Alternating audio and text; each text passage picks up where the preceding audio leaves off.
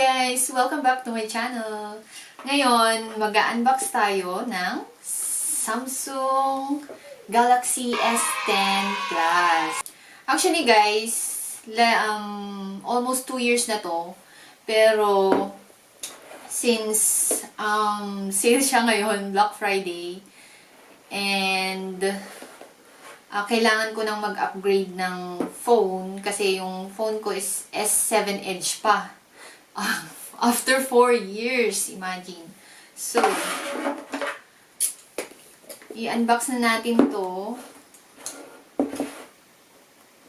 Ang nagustuhan ko dito guys, meron siyang ultra wide sa selfie. Kasi mahilig ako mag-selfie. So, kailangan ko. And, kailangan ko din i-upgrade kasi nag-YouTube na ako. Kailangan ko ng napasok sa budget, syempre.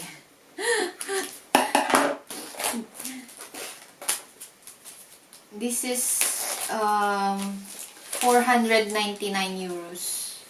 Less 100 euros. So, malaki na din yung bawas.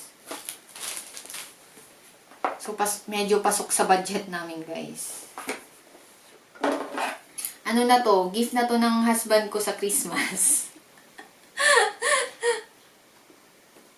Hindi lang sa Christmas, sa anniversary, saka sa birthday. So, 3-in-1 gift. Nakatipid. Paano ba ito? Pasensya na guys, hindi ko nakuha yung anong tawag dun? Yung pang... Yan. Okay. Tcharan! Yay!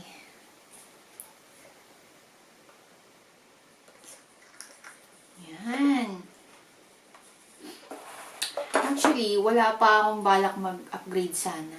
Kaso kailangan talaga. Yan. So, meron siyang telephoto wide saka ultra wide. Tapos sa selfie, meron siyang wide saka ultra wide. So, since nag-YouTube na ako, kailangan ko yung ultra wide sa selfie. And mahilig din ako mag-selfie. So, kailangan ultra wide kasi para mas maraming makapasok sa picture sa isang scene. Yan. Very nice. The color is ceramic black. Ceramic black.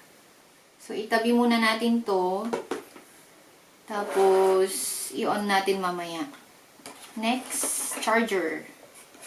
Yan. USB.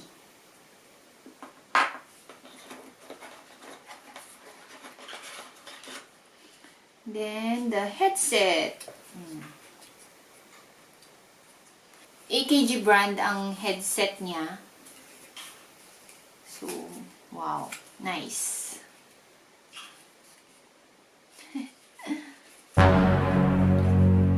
Tanggalin na natin. Yan.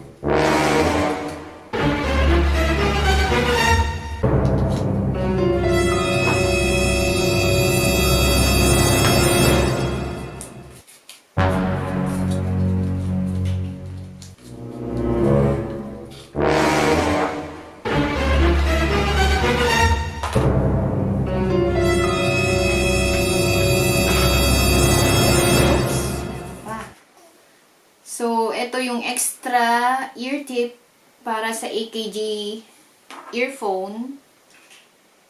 Depende sa size kung malaki or maliit yung tenga mo. Yan. So, ito yung USB cable. Kakabit mo dito. Yan. Tapos kakabit mo sa phone. Ayan. So, i-on na natin. Okay. Samsung Galaxy S10 Plus. Okay, so nag-work siya.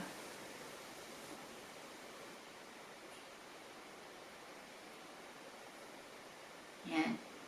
So, bali guys, oops. Let's go. Okay. Ayan guys, i-set up ko na lang to. Tapos yun na, gagamitin ko na. I-ano ko na lang. Titignan ko yung mga specs and kung paano gamitin yung mga ibang features nito. Kasi kailangan kong pag-aralan pa. Bumili din pala ako ng yung cover, yung Spigen Tough Armor cover sa Amazon. And it's worth more than 16 euros. Yun guys, yung Spigen Tough Armor, talagang ginagamit ko na siya before. Actually, ang gusto ko is yung Slim Armor. Pero, mas mahal siya, nasa 30 plus ngayon. Ewan ko kung bakit. Siguro walang masyadong stock ngayon kasi mabili siya talaga. Mas medyo slim siya compared sa ito. This is S9 plus. And Slim Armor to, Spigen. Medyo mas slim siya dito sa edges. Yung Tough Armor, actually ito is S7 edge. So yung Tough Armor medyo mas makapal dito. Pero mas protected yung phone mo. Though pareha silang talagang maganda yung protection. This one is 4 years na. 4 years na and laging nalalaglag. Tapos ngayon na may baby na kami, toddler, ang kulit-kulit. Lagi din niyang nalalaglag to. Pero guys, wala pa ring crack. Mga scratches lang. Pero talagang siya, maganda. Yan o. Yan. Medyo madumi. Yan. 4 years na to guys. More or less 4 years. Pero ang ganda talaga. Subok na. Sulit yung bayad mo. A bit pricey. Pero guys, nagtatagal talaga siya. Never ko pa siyang na-change. You know. Protected talaga yung phone ko. Maganda pa siya. Walang mga tawag dyan, cracks. Kahit nalalaglag siya lagi. See? So, yan. Ito naman, yung yung Slim Armor. Sa S9 Plus to guys. 16 euros to nung binili ng husband ko. Pero yung Tough Armor nila ngayon na slim, 30 plus. Doble.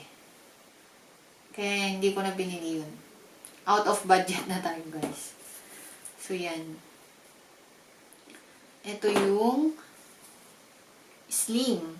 Parang walang masyadong difference, no? Dito lang sa may edge. And, parehas silang, ito lang guys, natatanggal pala to yung Slim Armor. Slim Armor. Natatanggal siya. See? Dalawa siya. Yan. Yan. Medyo madumi. Lagi kasi itong hinuhugasan ng husband ko at dinidisinfect pag galing siya ng labas. Lalo pag galing ng grocery store. Kaya nagganyan na yung color. Hinuhugasan niya to guys. Saka dinidisinfect. And wala namang hindi siya nagka-crack. Ayan. See? Tapos ito.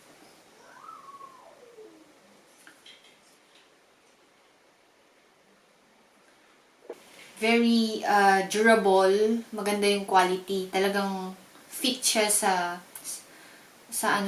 phone nyo. Yan.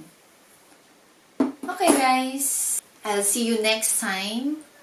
And please like and subscribe. Bye!